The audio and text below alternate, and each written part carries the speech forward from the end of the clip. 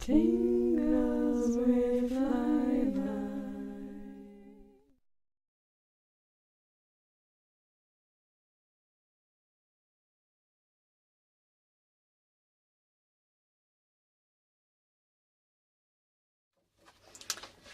Well, I've been looking forward to having you come back in. Yeah, well, the longer Antarctic excursions are just something really special. And just after our last conversation, I knew that it's pretty unique individuals who want to go to Antarctica in the first place. So you're already part of a special club that way. But those who really want to delve into it and just get that fully immersive experience just makes you so unique and special. And so I really think that I think this is what would really excite you. So, you want to hear about this? This is the Uncharted Antarctica Bespoke expedition. Yeah, it's amazing. This is done on the 12-person exploration boat, Hans Hansen, and so because it's such a small boat, you're able to visit the remote islands of the Antarctic Peninsula that you just can't on the larger vessels. So, you get more intimacy and flexibility when exploring, and then you also get adventures that are tailored to the expectations of everybody in the group. It's a very small, intimate group. You get to know everybody. You get to love and hate everybody. It's, one of those type of experiences. Just, you love them so much you hate them. That type of thing. So, you get daily landings. So, you'll get to enjoy the company of penguins, seabirds, whales, seals, and it's just, there are just some amazing spots that you get to, because you're going through the pristine waters and then just the bays around the Antarctic Peninsula. It's amazing. So, just give you a brief overview, and then we'll dive into the detail. So, visit locations in our small exploration boat that larger ships can't reach. Enjoy flexible and longer onshore explorations with only 12 passengers. So, obviously, from that, you can probably get the feel that we're really able to customize it to what you want. So it's going to be really individual and really specific to you. And it's mind-boggling. You get delicious meals made from the locally farmed ingredients in the Falkland Islands, home of the ship and her crew. And you get to embrace the unexpected. Rewarding part of expedition travel. Landings are contingent on weather and ocean conditions, so every journey is once in a lifetime. So, give you a little bit of an overview. The better idea will actually be when you can see where, kind of the stopping points. That'll probably give you a better idea. But we'll do an overview of the itinerary first. So, just so you can see, so we don't spend the time, you don't actually take the boat in the Drake Passage. You're actually flown down to King George Island, and you spend all your time right around here, so it's a real delve in and exploration. So the departure point is Punta Arenas in Chile. So this is in Chile's southernmost tip on the north bank on the Strait of Magellan. This was once a Chilean penal colony, so it now offers attractions and adventure in abundance, including historic sites, museums, the Otway Sound, the Penguin Reserve, plus activities like hiking, sea kayaking, and whale watching. Explore the city by day and then join us for an evening dinner and welcome briefing to meet your fellow adventurers. That's day 1. Day 2, you'll fly to King George Island and embark on our small expedition boat.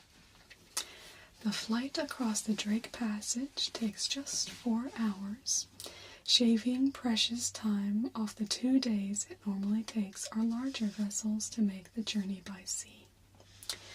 The descent to King George Island provides an excellent view of the continent, at least when the skies are clear. No guarantees there. You'll have free time to stretch your legs and take photographs of the island before boarding our small exploration boat, Han Hansen. Then you'll settle into your cabin, get a safety briefing, and enjoy an intimate family-style meal with the captain and crew. Now, day 3 to 16, yes, that's a very large number of days, is basically in brief we'll go over here. That's what I'm saying. It's all very individual. Every trip is different. It's bespoke. It's a one-of-a-kind adventure every time. I just think it's amazing. I think it's the best way to do it. So you'll board the Han Hansen. So, and obviously this, I can't overstate how much more maneuverability, how many smaller places we can go to, because this carries only 12 passengers. So it's just a really intimate and unique experience. So shore excursions last longer, very customizable. If there's something you see, something you want to spend longer at, voice your opinion. It will be heard. It will be respected. It's all about getting everybody to have the adventure that they want. So you'll ply iceberg-laden waters around the Antarctic Peninsula, every direction offering a stunning new vista. Each day brings morning, afternoon, or full-day landings. All are adventures filled with possibilities for exploring the Antarctic. See the Antarctic skua, referred to as the kleptoparasite, because of its penchant for attacking other seabirds and stealing their food. Few breeding colonies of Adelaide, chinstrap, and gentoo penguins, plus the krill-rich waters just offshore, which attract a variety of aquatic wildlife, including humpback whales. There are also numerous seals. We have the leopard, Antarctic fur, Weddell, my favorite, and crab-eater seals, which we'll most certainly see. And occasionally you just see them floating along on the icebergs. So you'll want your camera ready. You might spot a giant southern petrel, a seabird that eats everything from krill to carrion, and when threatened, responds by spraying predators with oil produced from its stomach. Yeah, bit fun. day 17, so that is the main portion of your journey. Day 17, with your intimate Antarctic adventure at an end, you'll disembark at King George Island once again and relax during a comfortable, convenient charter flight back to Punta Arenas. Enjoy local cuisine and explore the city for one more evening before starting your homeward journey. And day 18 is your final day. You can do an optional add-on if you want to spend some more time in Punta Arenas.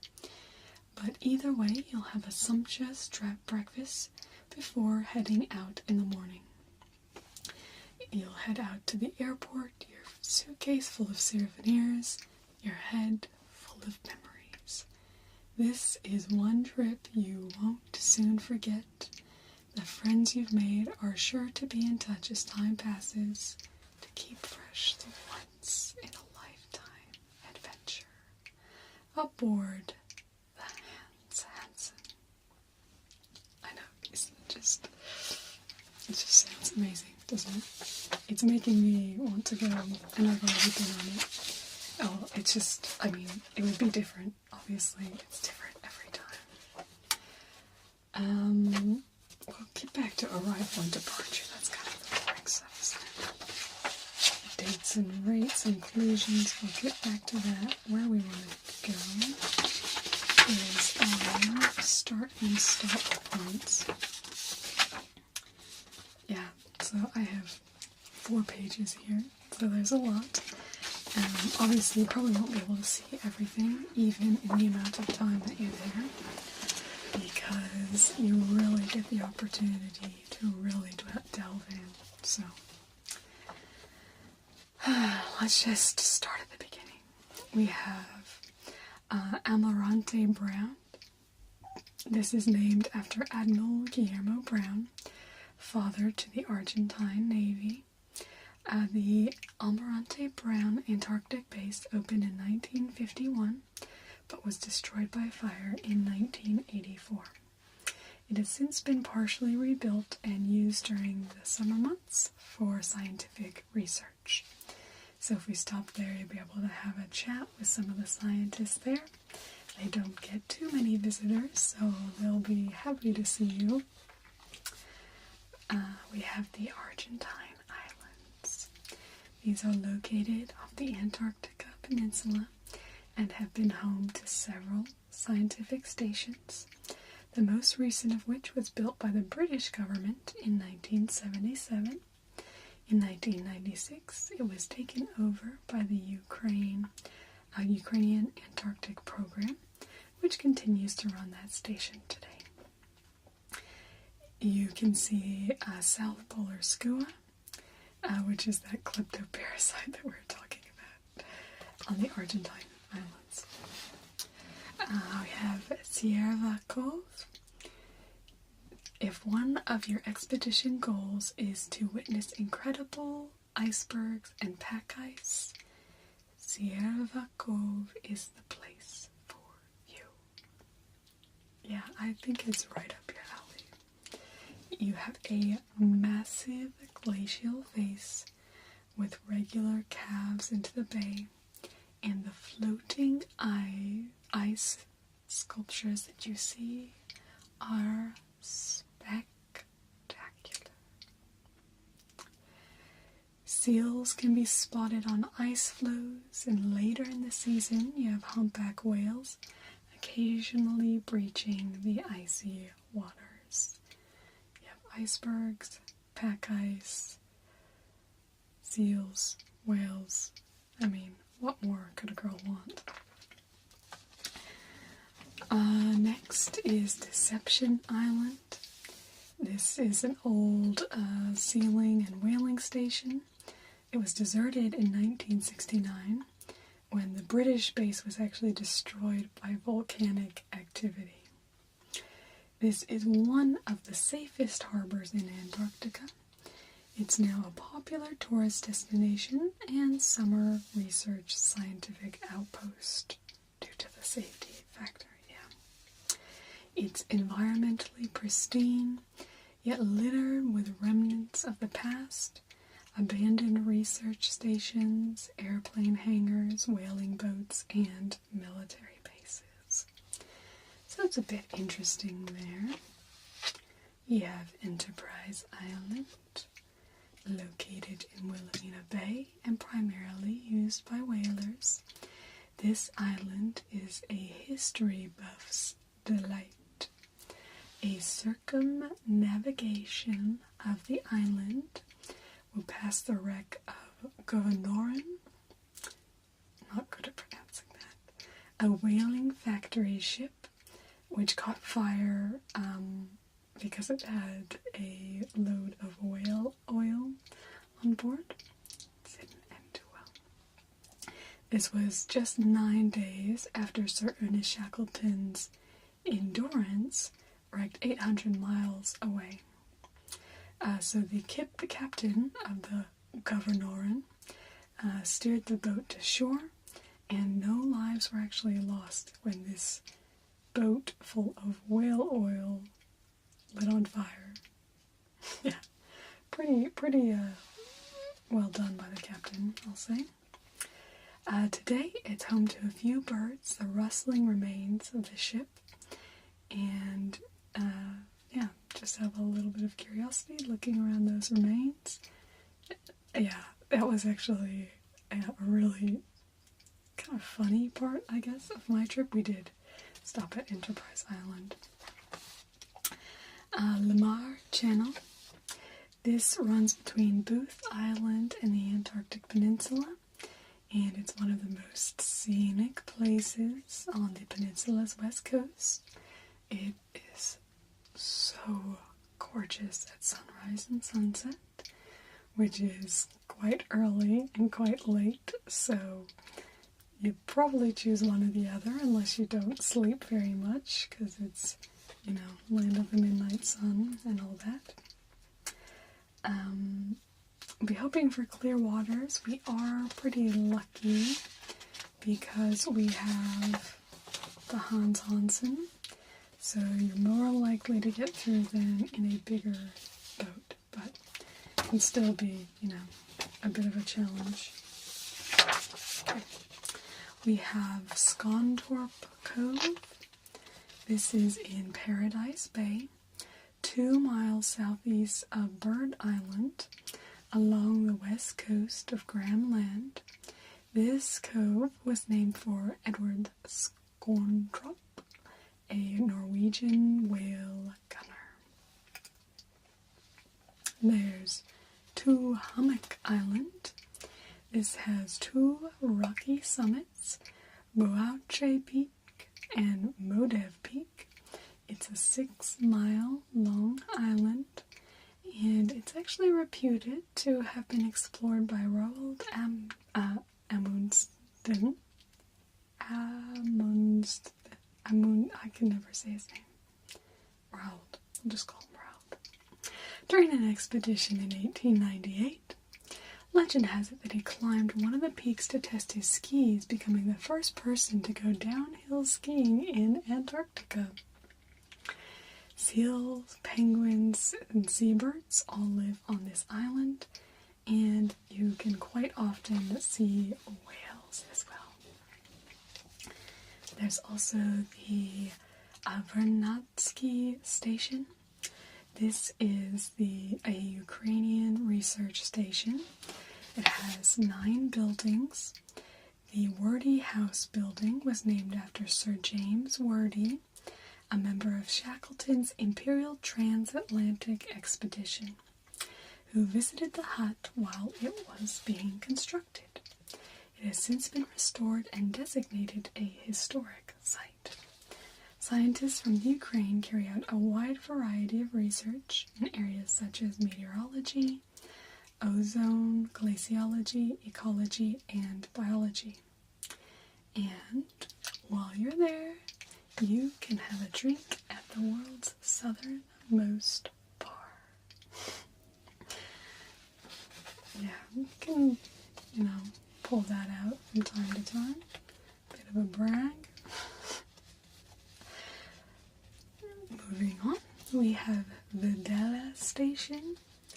This is a station named after former Chilean President Gabriel González Videla, who in 1940 became the first world leader to visit Antarctica. It was used during several different time periods as a scientific station.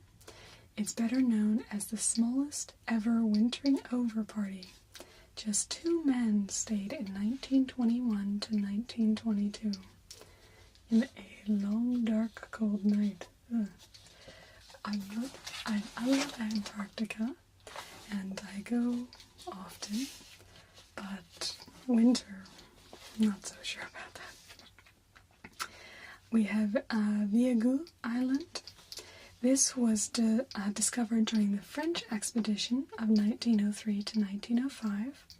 It's only 3 miles long, but home to 1,000 breeding pairs of Adelie penguins. Some of my favorites. You have seals, variety of Antarctic shorebirds as well.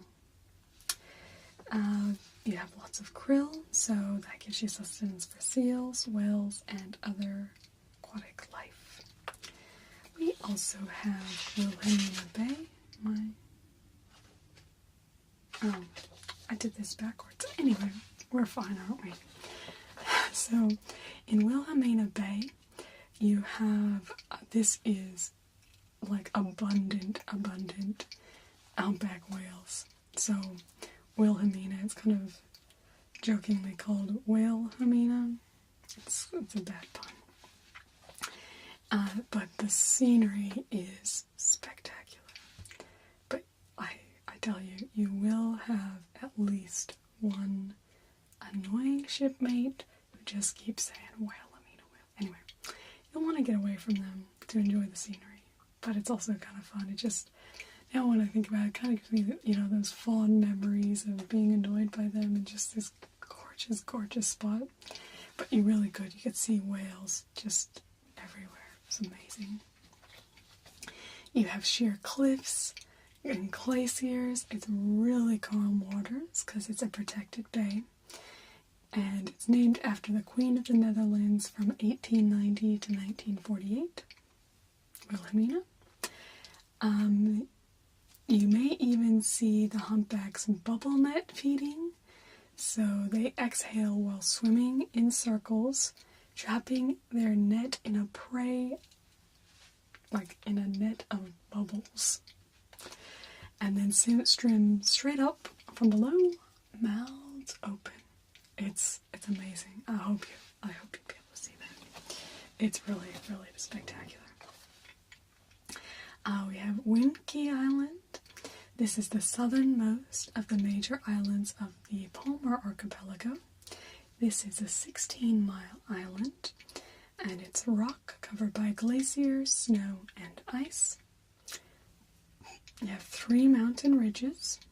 On the southernmost portion of the island is Pursuit Point. This is an important bird area for breeding of chinstrap penguins, imperial shags, and the black and white cormorant. And there's the Yalor Islands. These were named for an Argentine Navy lieutenant who rescued the shipwrecked members of the Swedish Antarctic expedition in 1903. Approximately 8,000 pairs of Adelie penguins nest in the islands, sometimes parading for visitors. There's also yellow lichens and grass that give color to the landscape, and icebergs are easy to spot with just a little bit of effort. And obviously your expedition crew will be able to point those out. Continuing on, we have the Melchior Islands. This is a group of low islands in Dalman Bay where you may see the male fur seals. Kind of talked about it last time, I think. Yeah, right. They have kind of their mating battles and that sort of thing, and then go out to rest. Yeah. So there's Eta Island, Omega Island, and the Sigma Island. We have the Milkelson Harbor.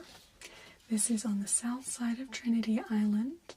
It's a 1.86 mile wide bay surrounded by stunning ice cliffs. This was discovered by a Swedish Antarctic expedition in 1901 to 1904, and it's surrounded by several reefs. You've got gentoo penguins, skuas, Weddell, Antarctic leopard, crab-eater seals, so teeming with wildlife. There's the Newmare Channel.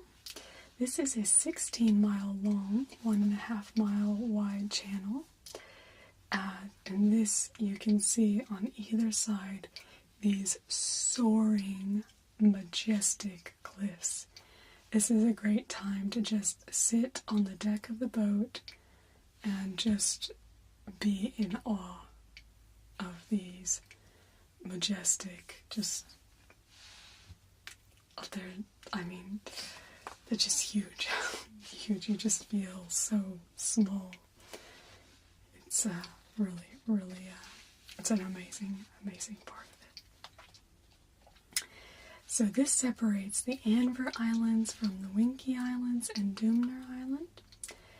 Because of its S-shape, it's said to seem maze-like, as its entrance and exit are concealed by sharp bends.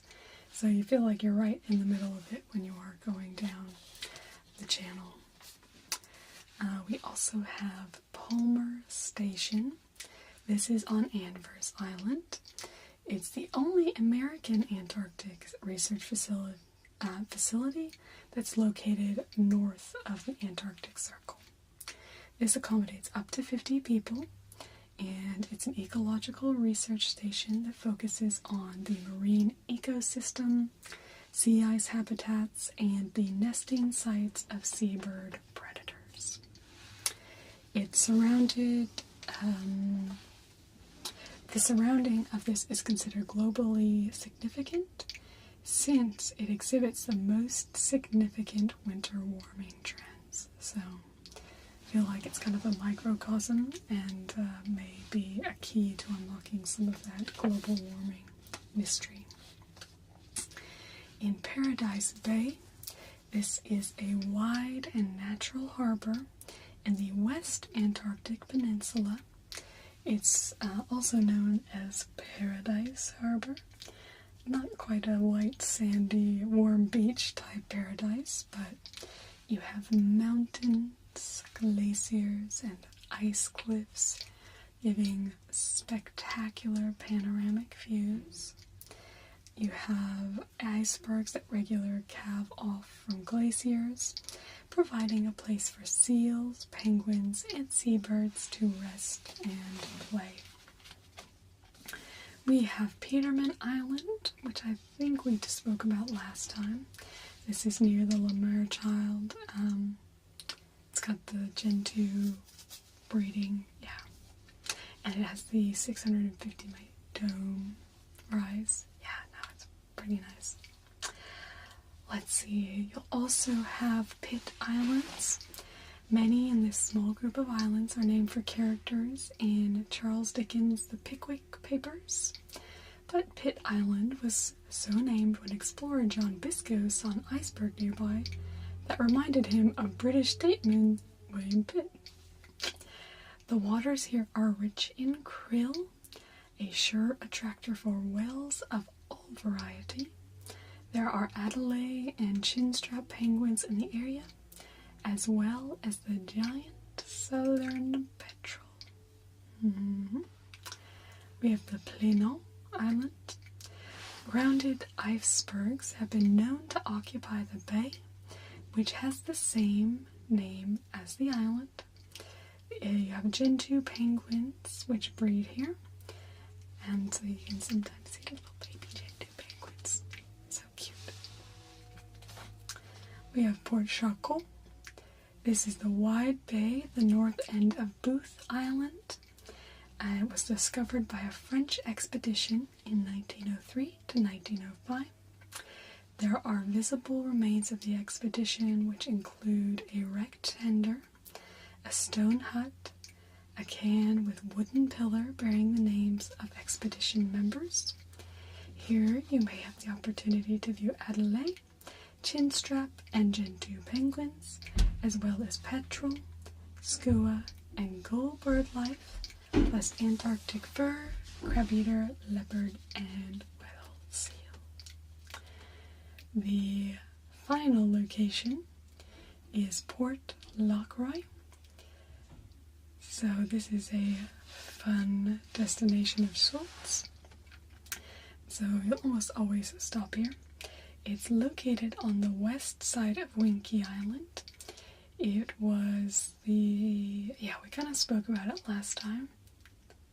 I don't remember. Yeah, no, it's part of Operation Tabarin during World War II. A secret British base was built there.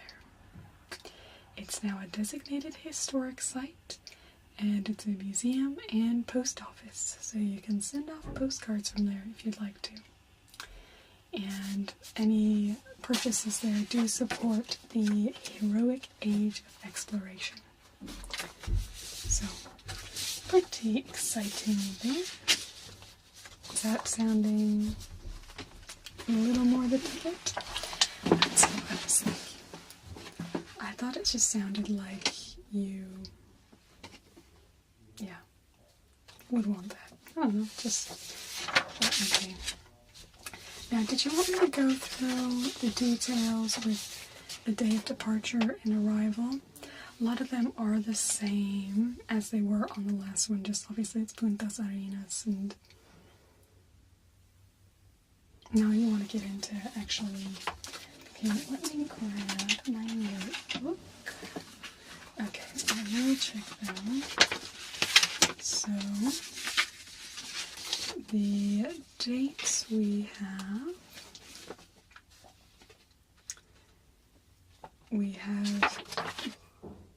there's only one that's going out this year, and it's going out December 11th to the 28th. Yeah, so it does go over Christmas. Is that a problem? You can't think of a better Christmas gift to yourself? Yeah, I don't blame you. Okay, so I have your name because you were on the north. So, the price for that, you have two options for your places on the boat. There's a lower deck twin, that one's $17,995. Extra $2,000 to go onto the upper deck. It's not really that much more when you consider how much you're already going, and then you have a lovely view the whole way. Go to the upper deck. Okay, good. Yeah, you're pretty early, so Puntas Arenas, you'll need to be there on the 11th of December. So did you want to arrange? Yeah, you have a travel agent who normally does that. Okay, cool. So, yeah, we'll get that booked in. We do just need a deposit. Yeah, 10% deposit. So that'd be $1,999. Yep. So do you have a card? Yeah, let me just run it on the machine here. And expiration. Okay, yep, that's all gone through. So I will send you confirmation in email form, and obviously, we send you the trip expedition, introductions to all the, expedition leaders and all of that, a bit closer to the date, and obviously give you little updates. Always like to keep you excited as you're moving into it, so. Oh, no, I'm so excited for you. No, I think it'll be, as you said, the best Christmas gift that you can give to yourself. And it's a really good time. You have the longest, you get the longest period of days. Obviously, they're opposite us here, so it's a really good time. Oh, I'm so excited for you. just so many days just out. The Hans Hansen is lovely as well. And you just really get to know everyone, you know, in a good and bad way, but I think it makes it more real, you know, which makes it memorable. Yeah, for sure. Oh, I'm so excited. No, I feel like I've almost just booked myself a trip, but no, I think next year is when I'm going again. Yeah. Now I have to save my pennies right now to... I get a discount, but not that much of a discount. Yeah. But, I mean, I'm very, very lucky, definitely. Okay. Well, I have all your details, so I'll send you your confirmation email, and, yeah, we'll be in touch, just letting you know everything as it's coming up, and have an amazing trip to Antarctica. Enjoy the 7th continent. Okay.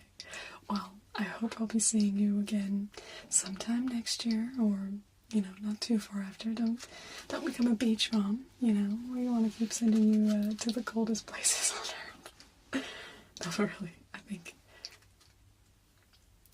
Yeah, that's really sweet of you to say. No, obviously, yeah, I'm passionate about what I do, but it's just... I don't have to try, it's just because these places are what they are, you know? And I just am so excited about just being able to share even the idea of going to them. Okay, well, I should let you go, so I will be in touch. If you have any questions, you have my email, day, night, whenever, send me. I know time schedules are crazy. I know you travel internationally as well, so just whenever, and I'll reply as soon as I can. Okay? Okay, well, it's been lovely to meet with you and plan this excursion with you over these past 3 trips. So, 3 meetings, I guess. And I will hopefully, I'm holding you to that you're gonna, you know, go on another trip. Okay, well, then I'll be right here to book you in again, okay? Okay, you have a great day, okay?